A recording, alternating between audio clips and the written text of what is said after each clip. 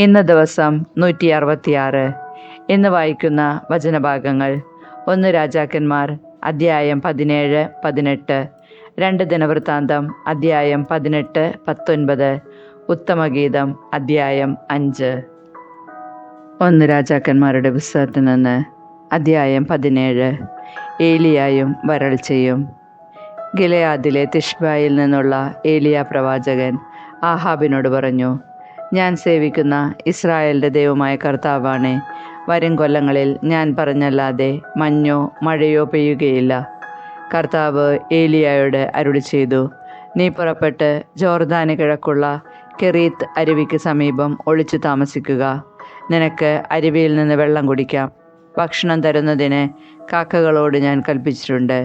അവൻ കർത്താവിൻ്റെ കൽപ്പനയനുസരിച്ച് ജോർദാന് കിഴക്കുള്ള കെറീത്ത് നീർച്ചാലിനരികെ ചെന്ന് താമസിച്ചു. കാക്കകൾ കാലത്തും വൈകിട്ടും അവന് അപ്പവും മാംസവും കൊണ്ടുവന്നു കൊടുത്തു. അരുവിയിൽ നിന്ന് അവൻ വെള്ളം കുടിച്ചു. മഴ പെയ്യായികയാൽ കുറേ നാളുകൾ കഴിഞ്ഞപ്പോൾ അരുവി വറ്റി. ഏലിയ സറേഫാത്തിൽ. കർത്താവ് ഏലിയായോട് അരുളി ചെയ്തു: നീ സീദോനിലെ സറേഫാത്തിൽ പോയി വസിക്കുക. അവിടെ നിനക്ക് ഭക്ഷണം തരുന്നതിന് ഞാനൊരു വിധവയോട് കൽപ്പിച്ചിട്ടുണ്ട്. ഏലിയ സറേഫാത്തിലേക്ക് മടങ്ങി പട്ടണ കവാടത്തിലെത്തിയപ്പോൾ ഒരു വിധവ വിറക് ശേഖരിക്കുന്നത് കണ്ടു. അവൻ അടുത്തു ചെന്ന് കുടിക്കാൻ ഒരു പാത്രം വെള്ളം തരിക എന്ന് പറഞ്ഞു. അവൾ വെള്ളം കൊണ്ടുവരാൻ പോകുമ്പോൾ അവൻ അവളോട് പറഞ്ഞു: കുറച്ച് അപ്പവും കൊണ്ടുവരിക. അവൾ പറഞ്ഞു: നിന്റെ ദൈവമായ കർത്താവാണേ, എൻ്റെ കയ്യിൽ അപ്പമില്ല. ആകെയുള്ളത് കലത്തിൽ ഒരു പിടിമാവും ഭരണിയിൽ അല്പമെണ്ണയുമാണ്. ഞാൻ 2 ചുള്ളിവിറക് പെറുക്കുകയാണ്. ഇത് കൊണ്ടു ചെന്ന് അപ്പമുണ്ടാക്കി എനിക്കും എൻ്റെ മകനും കഴിക്കണം. പിന്നെ ഞങ്ങൾ മരിക്കും. ഏലിയ അവളോട് പറഞ്ഞു: ഭയപ്പെടേണ്ട, നീ ചെന്ന് പറഞ്ഞതുപോലെ ചെയ്യുക. എന്നാൽ ആദ്യം അതിൽ നിന്ന് ചെറിയ ഒരപ്പമുണ്ടാക്കി എനിക്ക് കൊണ്ടുവരണം. പിന്നെ നിനക്കും മകനും ഉണ്ടാക്കിക്കൊള്ളുക. എന്തെന്നാൽ ഞാൻ ഭൂമിയിൽ മഴ പെയ്യ്ക്കുന്നത് വരെ കലത്തിലെ മാവ് തീർന്നു പോവുകയില്ല, ഭരണിയിലെ എണ്ണ വറ്റുകയുമില്ല എന്ന് ഇസ്രായേലിൻ്റെ ദൈവമായ കർത്താവ് അരുളി ചെയ്യുന്നു. അവൾ ഏലിയ പറഞ്ഞതുപോലെ ചെയ്തു. അങ്ങനെ അവളും കുടുംബവും അനേക ദിവസം ഭക്ഷണം കഴിച്ചു. ഏലിയ വഴി കർത്താവ് അരുളി ചെയ്തതുപോലെ കലത്തിലെ മാവ് തീർന്നു പോയില്ല, ഭരണിയിലെ എണ്ണ വറ്റിയുമില്ല. ആ ഗൃഹനാഥയുടെ മകൻ ഒരു ദിവസം രോഗബാധിതനായി. രോഗം മൂർജിച്ച് ശ്വാസം നിലച്ചു. അവൾ ഏലിയായോട് പറഞ്ഞു: ദൈവപുരുഷ, എന്തുകൊണ്ടാണ് അങ്ങ് എന്നോട് ഇങ്ങനെ ചെയ്തത്? എൻ്റെ പാപങ്ങൾ അനുസ്മരിപ്പിക്കാനും എൻ്റെ മകനെ കൊല്ലാനുമാണോ അങ്ങ് ഇവിടെ വന്നത്? ഏലിയ പ്രതിവചിച്ചു: നിന്റെ മകനെ ഇങ്ങ് തരിക. അവനെ അവളുടെ മടിയിൽ നിന്നെടുത്ത് ഏലിയ താൻ പാർക്കുന്ന മുകളിലത്തെ മുറിയിൽ കൊണ്ടുപോയി കട്ടിലിൽ കിടത്തി. അനന്തരം അവൻ ഉച്ചത്തിൽ പ്രാർത്ഥിച്ചു: എൻ്റെ ദൈവമായ കർത്താവേ, എനിക്കിടം തന്നവളാണ് ഈ വിധവ. അവളുടെ മകൻ്റെ ജീവൻ എടുത്തുകൊണ്ട് അവിടുന്ന് അവളെ പീഡിപ്പിക്കുകയാണ്. പിന്നീട് അവൻ ബാലൻ്റെ മേൽ 3 പ്രാവശ്യം കിടന്നു. കർത്താവിനോട് അപേക്ഷിച്ചു: എൻ്റെ ദൈവമായ കർത്താവേ, ജീവൻ തിരികെ കൊടുക്കണം. കർത്താവ് ഏലിയയുടെ അപേക്ഷ കേട്ട് കുട്ടിക്ക് പ്രാണൻ വീണ്ടുകിട്ടി. അവൻ ജീവിച്ചു. ഏലിയ ബാലനെ മുകളിലത്തെ മുറിയിൽ നിന്ന് താഴേക്ക് കൊണ്ടുവന്ന് അമ്മയെ ഏൽപ്പിച്ചുകൊണ്ട്: ഇതാ നിന്റെ മകൻ ജീവിച്ചിരിക്കുന്നു എന്ന് പറഞ്ഞു. അവൻ ഏലിയായോട് പറഞ്ഞു: അങ്ങ് ദൈവപുരുഷനാണെന്നും അങ്ങയുടെ വാക്ക് സത്യമാണെന്നും അങ്ങയുടെ കർത്താവിൻ്റെ വചനമാണെന്നും ഇപ്പോൾ എനിക്ക് ഉറപ്പായി. 1 രാജാക്കന്മാരുടെ പുസ്തകത്തിൽ നിന്ന് അധ്യായം 18. ഏലിയായും ബാലിൻ്റെ പ്രവാചകന്മാരും. ഏറെ നാൾ കഴിഞ്ഞ് 3-ാം വർഷം കർത്താവ് ഏലിയായോട് കൽപ്പിച്ചു: നീ ആഹാബിൻ്റെ മുൻപിൽ ചെല്ലുക, ഞാൻ ഭൂമിയിൽ മഴ പെയ്യിക്കും. ഏലിയ ആഹാബിൻ്റെ അടുത്തേക്ക് പുറപ്പെട്ടു.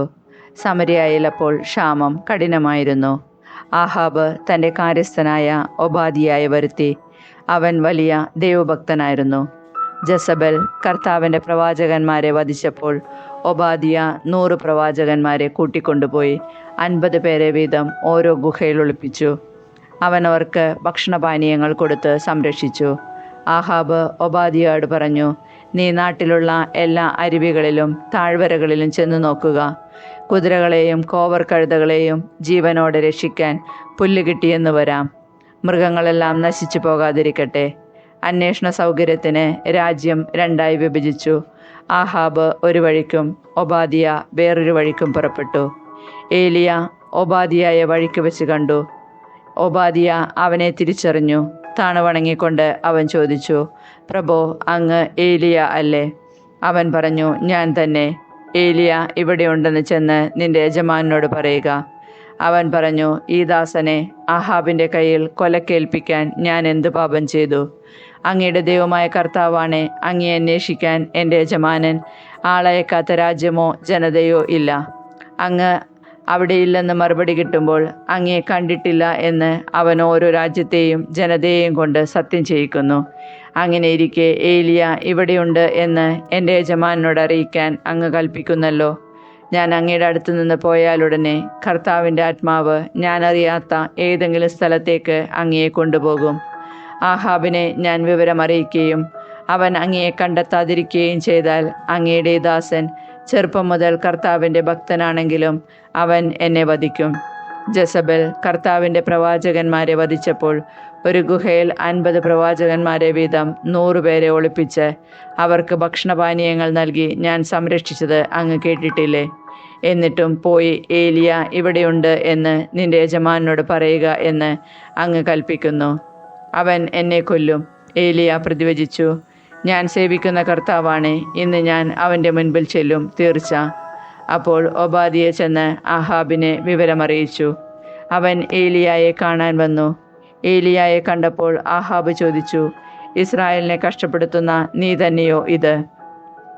അവൻ പ്രതിവചിച്ചു, ഇസ്രായേലിനെ കഷ്ടപ്പെടുത്തുന്നത് ഞാനല്ല, കർത്താവിൻ്റെ കൽപ്പനകൾ നിരസിച്ച് ബാൽദേവന്മാരെ സേവിക്കുന്ന നീയും നിന്റെ പിതാവിൻ്റെ ഭവനവുമാണ്. നീ ഇസ്രായേൽ ജനത്തെ മുഴുവൻ കാർമൽ മലയിൽ എൻ്റെ അടുക്കൽ വിളിച്ചുകൂട്ടുക. ജസബൽ പോറ്റുന്ന ബാലിൻ്റെ 450 പ്രവാചകന്മാരെയും അഷേരായുടെ 100 പ്രവാചകന്മാരെയും കൂട്ടിക്കൊണ്ടുവരിക. ആഹാബ് ഇസ്രായേൽ ജനത്തെയും പ്രവാചകന്മാരെയും കാർമൽ മലയിൽ ഒരുമിച്ച് കൂട്ടി. ഏലിയ ജനത്തെ സമീപിച്ച് ചോദിച്ചു, നിങ്ങൾ എത്ര നാൾ 2 വഞ്ചിയിൽ കാൽ വയ്ക്കും?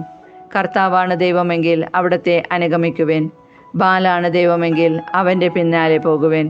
ജനം ഒന്നും പറഞ്ഞില്ല. ഏലിയ വീണ്ടും ജനത്തോട് പറഞ്ഞു, കർത്താവിൻ്റെ പ്രവാചകന്മാരിൽ ഞാനേ ശേഷിച്ചിട്ടുള്ളൂ, ഞാൻ മാത്രം. ബാലിനകത്തെ 450 പ്രവാചകന്മാരുണ്ട്. ഞങ്ങൾക്ക് 2 കാളയെ തരുവിൻ. ഒന്നിനെ അവർ കഷ്ണങ്ങളാക്കി വിറകിന്മേൽ വയ്ക്കട്ടെ, തീ കൊളുത്തരുത്. മറ്റേതിനെ ഞാനും ഒരുക്കി വിറകിന്മേൽ വയ്ക്കാം, ഞാനും തീ കൊളുത്തുകയില്ല. നിങ്ങൾ നിങ്ങളുടെ ദൈവത്തിൻ്റെ നാമം വിളിച്ചപേക്ഷിക്കുവിൻ, ഞാൻ കർത്താവിൻ്റെ നാമം വിളിച്ചപേക്ഷിക്കാം. അഗ്നി അയച്ച് പ്രാർത്ഥന കേൾക്കുന്ന ദൈവമായിരിക്കും യഥാർത്ഥ ദൈവം. വളരെ നല്ല അഭിപ്രായം. ജനം ഒന്നാകെ പ്രതിവചിച്ചു. ബാലിൻ്റെ പ്രവാചകന്മാരോട് ഏലിയ പറഞ്ഞു, ആദ്യം നിങ്ങളൊരു കാളയെ ഒരുക്കിക്കൊള്ളുവിൻ. നിങ്ങൾ അനേകം പേരുണ്ടല്ലോ, നിങ്ങളുടെ ദേവനെ വിളിച്ചപേക്ഷിക്കുവിൻ, എന്നാൽ തീ കൊളുത്തരുത്. അവർ കാളയെ ഒരുക്കി പ്രഭാതം മുതൽ മധ്യാഹ്നം വരെ ബാൽദേവ, ഞങ്ങളുടെ അപേക്ഷ കേൾക്കണമേ എന്ന് വിളിച്ചപേക്ഷിച്ചു. പ്രതികരണമുണ്ടായില്ല, ആരും ഉത്തരം നൽകിയുമില്ല. ബലിപീഠത്തിന് ചുറ്റും അവർ ഉറഞ്ഞു തുള്ളിക്കൊണ്ടിരുന്നു. ഉച്ചയായപ്പോൾ ഏലിയ അവരെ പരിഹസിച്ച് പറഞ്ഞു, ഉച്ചത്തിൽ വിളിക്കുവിൻ, ബാൽ ഒരു ദേവനാണല്ലോ, അവൻ ദിവാസ്വപ്നം കാണുകയായിരിക്കും. ദിനചര്യ അനുഷ്ഠിക്കുകയാകാം, യാത്ര പോയതാവാം, അല്ലെങ്കിൽ ഉറങ്ങുകയുമാവാം. വിളിച്ചുണർത്തേണ്ടിയിരിക്കുന്നു. അപ്പോൾ അവർ ശബ്ദമുയർത്തി വിളിച്ചു. ആചാരമനുസരിച്ച് വാളുകൊണ്ടും കുന്തം കൊണ്ടും തങ്ങളെ തന്നെ മുറിവേൽപ്പിച്ചു. രക്തമൊഴുകി. മധ്യാഹ്നം കഴിഞ്ഞിട്ടും അവർ ഉന്മത്തരായി വിളിച്ചുകൊണ്ടിരുന്നു. എന്നിട്ടും ഒരു ശബ്ദവും ഉണ്ടായില്ല. ആരും ഉത്തരം നൽകിയില്ല. ആരും അവരുടെ പ്രാർത്ഥന ശ്രവിച്ചില്ല. അപ്പോൾ ഏലിയ ജനത്തോട് പറഞ്ഞു, അടുത്തു വരുവിൻ. എല്ലാവരും ചെന്നു. കർത്താവിൻ്റെ തകർന്നു കിടന്നിരുന്ന ബലിപീഠം അവൻ കേടുപോക്കി. നിന്റെ നാമം ഇസ്രായേൽ എന്നായിരിക്കും എന്ന് കർത്താവ് ആരോട് അരുളി ചെയ്തുവോ, ആ യാക്കോബിൻ്റെ പുത്രന്മാരുടെ ഗോത്രസംഖ്യ അനുസരിച്ച് അവൻ 12 കല്ലെടുത്തു. ആ കല്ലുകൾ കൊണ്ട് അവൻ കർത്താവിന് ഒരു ബലിപീഠം നിർമ്മിച്ചു. അതിനു ചുറ്റും 2 അളവ് വിത്ത് കൊള്ളുന്ന ഒരു ചാലുണ്ടാക്കി. അവൻ വിറകടുക്കി കാളയെ കഷ്ണങ്ങളാക്കി അതിന്മേൽ വച്ചു. അവൻ പറഞ്ഞു, 4 കുടം വെള്ളം ദഹനബലി വസ്തുവിലും വിറകിലും ഒഴിക്കുവേൻ. അവൻ തുടർന്നു, വീണ്ടും അങ്ങനെ ചെയ്യുവേൻ. അവർ ചെയ്തു. അവൻ വീണ്ടും പറഞ്ഞു, 3-ാം പ്രാവശ്യവും അങ്ങനെ ചെയ്യുവേൻ. അവർ അങ്ങനെ ചെയ്തു. ബലിപീഠത്തിനു ചുറ്റും വെള്ളമൊഴുകി ചാലിൽ വെള്ളം നിറഞ്ഞു. ദഹനബലിയുടെ സമയമായപ്പോൾ ഏലിയ പ്രവാചകൻ അടുത്തു വന്ന് പ്രാർത്ഥിച്ചു. അബ്രാഹത്തിൻ്റെയും ഇസഹാക്കിൻ്റെയും ഇസ്രായേലിൻ്റെയും ദൈവമായ കർത്താവേ, അങ്ങ് ഇസ്രായേലിൻ്റെ ദൈവമാണെന്നും ഞാൻ അങ്ങയുടെ ദാസനാണെന്നും അങ്ങയുടെ കൽപ്പന അനുസരിച്ചാണ് ഞാനിത് ചെയ്തതെന്നും അങ്ങ് ഇന്ന് വെളിപ്പെടുത്തണമേ. കർത്താവേ, എൻ്റെ പ്രാർത്ഥന കേൾക്കണമേ. അങ്ങ് മാത്രമാണ് ദൈവമെന്നും അങ്ങ് ഇവരുടെ ഹൃദയങ്ങളെ തിരിച്ചു വിളിക്കുന്നുവെന്നും അവർ അറിയുന്നതിന് എൻ്റെ പ്രാർത്ഥന കേൾക്കണമേ. ഉടനെ കർത്താവിൽ നിന്ന് അഗ്നി ഇറങ്ങി ബലിവസ്തുവും വിറകും കല്ലും മണ്ണും ദഹിപ്പിക്കുകയും ചാലിലെ വെള്ളം വറ്റിക്കുകയും ചെയ്തു. ഇത് കണ്ട് ജനം സാഷ്ടാംഗം വീണ് വിളിച്ചു പറഞ്ഞു, കർത്താവ് തന്നെ ദൈവം, കർത്താവ് തന്നെ ദൈവം. ഏലിയ അവരോട് പറഞ്ഞു, ബാലിൻ്റെ പ്രവാചകന്മാരെ പിടിക്കുവിൻ, ഒരുവനും രക്ഷപ്പെടരുത്. ജനം അവരെ പിടിച്ചു. ഏലിയ അവരെ കിഷോൻ അരുവിക്ക് സമീപം കൊണ്ടുപോയി വധിച്ചു. വരൾച്ച അവസാനിക്കുന്നു. അനന്തരം ഏലിയ ആഹാബിനോട് പറഞ്ഞു, പോയി ഭക്ഷണപാനീയങ്ങൾ കഴിക്കുക, വലിയ മഴ ഇരമ്പുന്നു. ആഹാബ് ഭക്ഷണപാനീയങ്ങൾ കഴിക്കാൻ പോയി. ഏലിയ കാർമൽ മലയുടെ മുകളിൽ കയറി. അവൻ മുട്ടുമടക്കി നിലം വരെ കുനിഞ്ഞ് മുഖം മുട്ടുകൾക്കിടയിലാക്കിയിരുന്നു. അവൻ ഭൃത്യനോട് പറഞ്ഞു, പോയി കടലിലേക്ക് നോക്കുക. അവൻ ചെന്ന് നോക്കിയിട്ട് ഒന്നുമില്ല എന്ന് പറഞ്ഞു. വീണ്ടും അവനോട് പറഞ്ഞു, 7 പ്രാവശ്യം ഇങ്ങനെ ചെയ്യുക. 7-ാം പ്രാവശ്യം അവൻ പറഞ്ഞു, ഇതാ കടലിൽ നിന്ന് മനുഷ്യകരത്തോളമുള്ള ചെറിയൊരു മേഘം പൊന്തി വരുന്നു. ഏലിയ അവനോട് പറഞ്ഞു, മഴ തടസ്സമാകാതിരിക്കാൻ രഥം പൂട്ടി പുറപ്പെടുക എന്ന് ആഹാബിനോട് പറയുക. നൊടിയിടയിൽ ആകാശം മേഘാവൃതമായി കറുത്തിരുണ്ട് കാറ്റുവീശി വലിയ മഴ പെയ്തു. ആഹാബ് ജസ്രയേലിലേക്ക് രഥമോടിച്ചുപോയി. കർത്താവിൻ്റെ കരം ഏലിയാട് കൂടെ ഉണ്ടായിരുന്നു. അവൻ അരമുറുക്കി ആഹാബിന് മുൻപേ ജസ്രയേൽ കവാടം വരെ ഓടി. 2 ദിനവൃത്താന്ത പുസ്തകത്തിൽ നിന്ന് അധ്യായം 18. ആഹാബ്. യഹോഷാഫാത്തിന് സമ്പത്തും പ്രശസ്തിയും വർദ്ധിച്ചു. അവൻ ആഹാബ് കുടുംബവുമായി വിവാഹബന്ധത്തിലേർപ്പെട്ടു. ഏതാനും വർഷങ്ങൾക്ക് ശേഷം യഹോഷാഫാത്ത് സമരിയായിൽ ആഹാബിനെ സന്ദർശിച്ചു. ആഹാബ് അനേകം ആടുകളെയും കാളകളെയും കൊന്ന് അവനെയും കൂടെയുള്ളവരെയും സൽക്കരിച്ചു. അങ്ങനെ റാമോത്ത് ഗിലെയാദിനെതിരെ യുദ്ധം ചെയ്യുവാൻ തന്നോട് ചേരുന്നതിന് ആഹാബ് അവനെ പ്രേരിപ്പിച്ചു. ഇസ്രായേൽ രാജാവായ ആഹാബ് യൂദാ രാജാവായ യഹോഷാഫാത്തിനോട് ചോദിച്ചു, റാമോത്ത് ഗിലെയാദിലേക്ക് നീ എന്നോടുകൂടെ വരുമോ? യഹോഷാഫാത്ത് മറുപടി പറഞ്ഞു, നീ തയ്യാറാണെങ്കിൽ ഞാനും തയ്യാർ. എൻ്റെ സൈന്യം നിന്റെ സൈന്യത്തെ പോലെ തന്നെ. ഞങ്ങൾ നിന്നോടൊത്ത് യുദ്ധത്തിന് പോരാം. അവൻ തുടർന്നു, ആദ്യം കർത്താവിൻ്റെ ഹിതമാരായാം. അപ്പോൾ ഇസ്രായേൽ രാജാവ് പ്രവാചകന്മാരെ വിളിച്ചുകൂട്ടി. അവർ 400 പേരുണ്ടായിരുന്നു. അവൻ അവരോട് ചോദിച്ചു, റാമോത്ത് ഗിലെയാദിനോട് യുദ്ധം ചെയ്യാൻ ഞാൻ പോകണമോ വേണ്ടയോ? അവർ പറഞ്ഞ്, പോവുക, ദൈവം അത് രാജാവിൻ്റെ കയ്യിൽ ഏൽപ്പിക്കും. അപ്പോൾ യഹോഷാഫാത്ത് ചോദിച്ചു, കർത്താവിൻ്റെ ഇംഗിതമാരായാൻ അവിടുത്തെ പ്രവാചകനായി മറ്റാരും ഇവിടെയില്ലേ? ഇസ്രായേൽ രാജാവ് പറഞ്ഞു, കർത്താവിൻ്റെ ഹിതമാരായാൻ ഒരാൾ കൂടിയുണ്ട്, ഇംലായുടെ മകൻ മിക്കായ. എന്നാൽ എനിക്ക് അവനോട് വെറുപ്പാണ്. അവൻ എനിക്ക് തിന്മയല്ലാതെ നന്മ ഒരിക്കലും പ്രവചിക്കുകയില്ല. യഹോഷാഫാത്ത് പറഞ്ഞു, രാജാവ് അങ്ങനെ പറയരുതേ. ആഹാബ് ഒരു ഭൃത്യനെ വിളിച്ച് ഇംലായുടെ മകൻ മിക്കായെ വേഗം കൂട്ടിക്കൊണ്ടുവരുവാൻ കൽപ്പിച്ചു. ഇസ്രായേൽ രാജാവും യൂദാ രാജാവായ യഹോഷാഫാത്തും രാജകീയ വസ്ത്രങ്ങളണിഞ്ഞ് സമരിയായുടെ കവാടത്തിനടുത്തുള്ള മെതിക്കളത്തിൽ സിംഹാസനത്തിൽ ഉപവിഷ്ടരായി. പ്രവാചകന്മാർ അവരുടെ മുൻപിൽ പ്രവചിച്ചു കൊണ്ടിരുന്നു. അവരിൽ ഒരാൾ കെനായുടെ മകൻ സെദക്കിയ ഇരുമ്പ് കൊണ്ടുള്ള കൊമ്പുകൾ വെച്ച് ആഹാബിനോട് പറഞ്ഞു, കർത്താവ് അരുളി ചെയ്യുന്നു, നീ ഇതുകൊണ്ട് സിറിയാക്കാരെ കുത്തി നശിപ്പിക്കും. എല്ലാ പ്രവാചകന്മാരും അത് ശരിവച്ചു പറഞ്ഞു. റാമോത്ത് ഗിലെയാദിനെതിരെ നീങ്ങുക, കർത്താവ് അത് രാജാവിൻ്റെ കൈകളിൽ ഏൽപ്പിക്കും. മിക്കായെ വിളിക്കാൻ ചെന്ന രാജസേവകൻ അവനോട് പറഞ്ഞു, എല്ലാ പ്രവാചകന്മാരും ഏകസ്വരത്തിൽ രാജാവിന് അനുകൂലമായി പ്രവചിച്ചിരിക്കുന്നു. അങ്ങും അവരെ പോലെ അനുകൂലമായി പ്രവചിക്കുക. മിക്കായ പറഞ്ഞു, കർത്താവാണേ, എൻ്റെ ദൈവം അരുളി ചെയ്യുന്നതെന്തോ അത് ഞാൻ പറയും. അവൻ വന്നപ്പോൾ രാജാവ് ചോദിച്ചു, മിക്കായ, ഞങ്ങൾ റാമോത്ത് ഗിലെയാദിനെതിരെ യുദ്ധത്തിന് പോകണമോ വേണ്ടയോ? മിക്കായ പറഞ്ഞു, പോയി വിജയം വരിക്കുക. കർത്താവ് അവരെ നിങ്ങളുടെ കൈകളിൽ ഏൽപ്പിക്കും. രാജാവ് പറഞ്ഞു, കർത്താവിൻ്റെ നാമത്തിൽ എന്നോട് സത്യമേ പറയാവൂ എന്ന് എത്ര പ്രാവശ്യം ഞാൻ ആവശ്യപ്പെടണം? അപ്പോൾ മിക്കായ പറഞ്ഞു, ഇടയനില്ലാത്ത ആടുകളെപ്പോലെ ഇസ്രായേൽ ജനം പർവ്വതങ്ങളിൽ ചിതറിക്കിടക്കുന്നത് ഞാൻ കണ്ടു. ഇവർക്ക് നാഥനില്ല. കർത്താവ് അരുളി ചെയ്തിരിക്കുന്നു, ഇവർ സ്വഭവനത്തിലേക്ക് സമാധാനത്തോടെ മടങ്ങട്ടെ. ഇസ്രായേൽ രാജാവ് യഹോഷാഫാത്തിനോട് പറഞ്ഞു, ഇവൻ എനിക്ക് തിന്മയല്ലാതെ ഒരിക്കലും നന്മ പ്രവചിക്കുകയില്ലെന്ന് ഞാൻ പറഞ്ഞില്ലേ? മിക്കായ പറഞ്ഞു, കർത്താവിൻ്റെ വചനം ശ്രവിക്കുക. കർത്താവ് തൻ്റെ സിംഹാസനത്തിൽ ഉപവിഷ്ടനായിരിക്കുന്നത് ഞാൻ കണ്ടു. സ്വർഗീയ സൈന്യങ്ങൾ അവിടുത്തെ ഇടത്തും വലത്തും നിന്നിരുന്നു. അപ്പോൾ കർത്താവ് ചോദിച്ചു, ഇസ്രായേൽ രാജാവായ ആഹാബ് റാമോത്ത് ഗിലെയാദിൽ പോയി വധിക്കപ്പെടാൻ തക്കവണ്ണം ആര് അവനെ വശീകരിക്കും? ഓരോരുത്തരും ഓരോ വിധത്തിൽ മറുപടി നൽകി. ഒരാത്മാവ് മുൻപോട്ട് വന്ന് പറഞ്ഞു, ഞാൻ വശീകരിക്കാം. കർത്താവ് ചോദിച്ചു, എങ്ങനെ? അവൻ പറഞ്ഞു, ഞാൻ പോയി അവൻ്റെ എല്ലാ പ്രവാചകന്മാരുടെയും അധരങ്ങളിൽ നുണയുടെ ആത്മാവായി ഇരിക്കും. അവിടുന്ന് അരുളി ചെയ്തു, പോയി അവനെ വശീകരിക്കുക, നീ വിജയം വരിക്കും. ഇതാ, നിന്റെ ഈ പ്രവാചകന്മാരുടെ അധരങ്ങളിൽ കർത്താവ് വ്യാജത്തിൻ്റെ ആത്മാവിനെ നിവേശിപ്പിച്ചിരിക്കുന്നു. നിനക്ക് അനർത്ഥം വരുത്തുമെന്ന് കർത്താവ് അരുളി ചെയ്തിരിക്കുന്നു. അപ്പോൾ കെനായുടെ മകൻ സെദക്കിയ അടുത്തു ചെന്ന് മിക്കായുടെ ചെകിട്ട തടിച്ചുകൊണ്ട് ചോദിച്ചു, നിന്നോട് സംസാരിക്കാൻ കർത്താവിൻ്റെ ആത്മാവ് എന്നെ വിട്ട് ഏത് വഴിക്കാണ് നിന്റെ അടുത്തെത്തിയത്? അതിന് മിക്കായ പറഞ്ഞു, ഒളിക്കാൻ ഉള്ളറയിൽ കടക്കുന്ന ദിവസം നീ അതറിയും. ഇസ്രായേൽ രാജാവ് കൽപ്പിച്ചു, മിക്കായെ പിടിച്ച് നഗരാധിപനായ ആമോൻ്റെയും രാജകുമാരനായ യോവാഷിൻ്റെയും മുൻപിൽ കൊണ്ടുചെന്ന് പറയുക, ഞാൻ സമാധാനത്തിൽ തിരിച്ചെത്തുന്നതുവരെ അല്പം മാത്രം അപ്പവും വെള്ളവും കൊടുത്ത് ഇവനെ കാരാഗൃഹത്തിൽ സൂക്ഷിക്കുക എന്ന് രാജാവ് ആജ്ഞാപിക്കുന്നു. മിക്കായ പറഞ്ഞു, നീ സമാധാനത്തിൽ മടങ്ങിയെത്തുമെങ്കിൽ കർത്താവല്ല എന്നിലൂടെ സംസാരിച്ചത്. ഇത് ജനം മുഴുവൻ കേൾക്കട്ടെ. ഇസ്രായേൽ രാജാവും യൂദാ രാജാവായ യഹോഷാഫാത്തും റാമോത്ത് ഗിലെയാദിലേക്ക് പുറപ്പെട്ടു.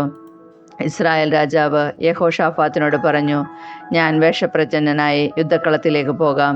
നീ രാജകീയ വസ്ത്രം ധരിച്ചുകൊള്ളൂ. അങ്ങനെ ഇസ്രായേൽ രാജാവ് വേഷം മാറി അവർ യുദ്ധത്തിന് പോയി. ഇസ്രായേൽ രാജാവിനോടല്ലാതെ വലിയവനോ ചെറിയവനോ ആയ ആരോടും പടപുരുതരുത് എന്ന് സിറിയ രാജാവ് തൻ്റെ രഥനായകന്മാരോട് കൽപ്പിച്ചിരുന്നു. യഹോഷാഫാത്തിനെ കണ്ടപ്പോൾ, ഇതാ ഇസ്രായേൽ രാജാവ് എന്ന് പറഞ്ഞ് അവർ അവനെ ആക്രമിച്ചു. അപ്പോൾ യഹോഷാഫാത്ത് നിലവിളിച്ചു. കർത്താവ് അവനെ സഹായിച്ചു. അവരിൽ നിന്ന് ദൈവം അവനെ വിടുവിച്ചു. അവൻ ഇസ്രായേൽ രാജാവല്ല എന്ന് മനസ്സിലാക്കിയപ്പോൾ രഥനായകന്മാർ അവനെതിരെയുള്ള ആക്രമണത്തിൽ നിന്ന് പിന്തിരിഞ്ഞു. എന്നാൽ യാദൃച്ഛിക ഒരു ഭടൻ എയ്ത അമ്പ് ഇസ്രായേൽ രാജാവിൻ്റെ മാർച്ചട്ടയ്ക്കും കവചത്തിനും ഇടയിൽ തുളച്ചു കയറി. അവൻ സാരഥിയോട് പറഞ്ഞു, രഥം തിരിച്ച് എന്നെ യുദ്ധക്കളത്തിൽ നിന്ന് കൊണ്ടുപോവുക, എനിക്ക് മുറിവേറ്റിരിക്കുന്നു. അന്ന് ഘോരയുദ്ധം നടന്നു. സന്ധ്യ വരെ ഇസ്രായേൽ രാജാവ് സിറിയക്കാർക്ക് അഭിമുഖമായി രഥത്തിൽ ചാരി നിന്നു. സൂര്യാസ്തമയത്തോടെ അവൻ മരിച്ചു. 2 ദിനവൃത്താന്ത പുസ്തകത്തിൽ നിന്ന് അധ്യായം 19. യഹോഷാഫാത്തിൻ്റെ നവീകരണം. യൂദാ രാജാവായ യഹോഷാഫാത്ത് സുരക്ഷിതനായി ജെറുസലേമിലെ കൊട്ടാരത്തിൽ മടങ്ങിയെത്തി. അപ്പോൾ ഹനാനിയുടെ മകനായ യേഹൂ ദീർഘദർശി അവനെ കാണാൻ ചെന്നു. അവൻ രാജാവിനോട് പറഞ്ഞു, നീ അധർമ്മികളെ സഹായിക്കുകയും കർത്താവിനെ ദേശിക്കുന്നവരെ സ്നേഹിക്കുകയും ചെയ്യുന്നുവോ? നിന്റെ ഈ പ്രവൃത്തി മൂലം കർത്താവിൻ്റെ ക്രോധം നിനക്കെതിരെ പുറപ്പെട്ടിരിക്കുന്നു.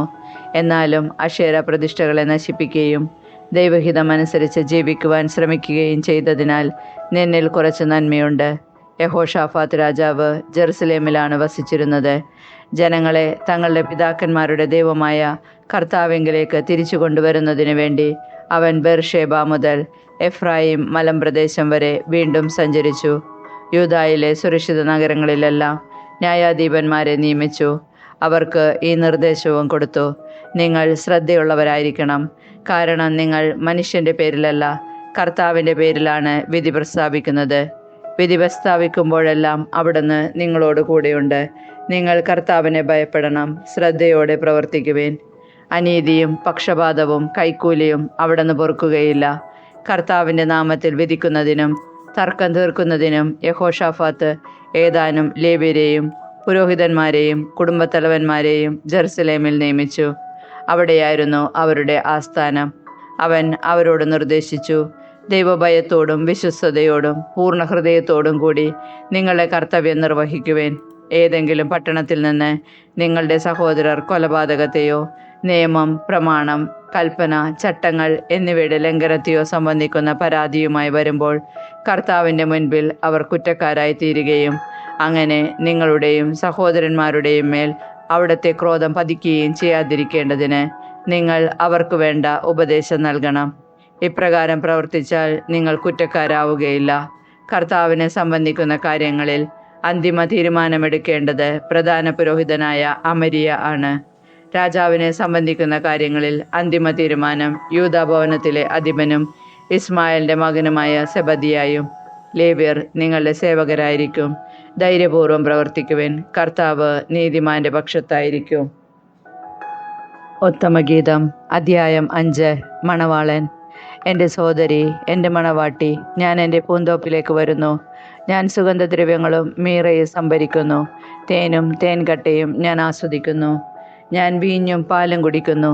തിന്നുക, തോഴന്മാരെ, കുടിക്കുക, കാമുകന്മാരെ, കുടിച്ചു മതിക്കുക.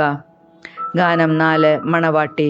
ഞാൻ ഉറങ്ങി, പക്ഷേ എൻ്റെ ഹൃദയം ഉണർന്നിരുന്നു. അതാ എൻ്റെ പ്രിയൻ വാതിലിൽ മുട്ടുന്നു.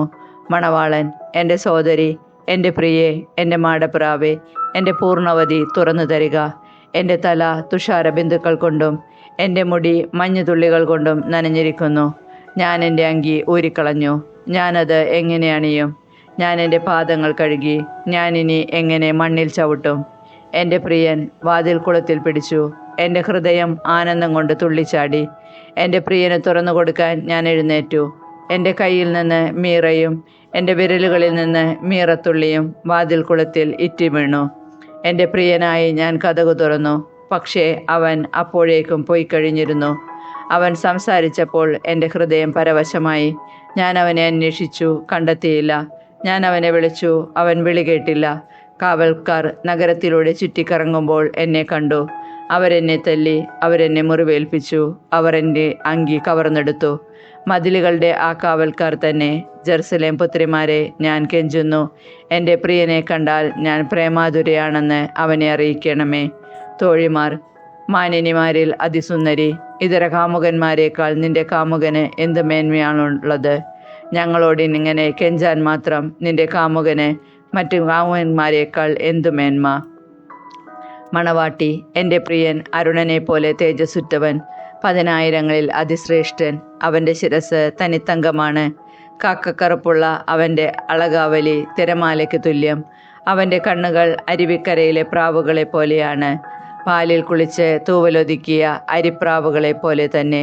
അവൻ്റെ കവിളുകൾ സുഗന്ധദ്രവ്യങ്ങളുടെ തടങ്ങൾ പോലെയാണ്. അവിടെ നിന്ന് പരിമളം പൊഴിയുന്നു. അവൻ്റെ അധരം ലില്ലിപ്പൂക്കളാണ്. അവിടെ നിന്ന് നറുംപശദ്രവം ഇറ്റുവീഴുന്നു. അവൻ്റെ ഭുജങ്ങൾ രത്നം പതിച്ച സുവർണദണ്ഡുകൾ. അവൻ്റെ ശരീരം ഇന്ദ്രനീലം പതിച്ച ദന്തനിർമ്മിതമാണ്. അവൻ്റെ കാലുകൾ സുവർണതലത്തിൽ ഉറപ്പിച്ച വെണ്ണക്കൽ സ്തംഭങ്ങൾ. അവൻ്റെ ആകാരം ലെബനോനിലെ വിശിഷ്ടമായ ദേവദാരു പോലെ. അവൻ്റെ മൊഴികൾ അതിമധുരമാണ്. എല്ലാം കൊണ്ടും അഭികാമ്യനാണ് അവൻ. ജെറുസലേം പുത്രിമാരെ, ഇതാണ് എൻ്റെ പ്രിയൻ, ഇതാണ് എൻ്റെ തോഴൻ.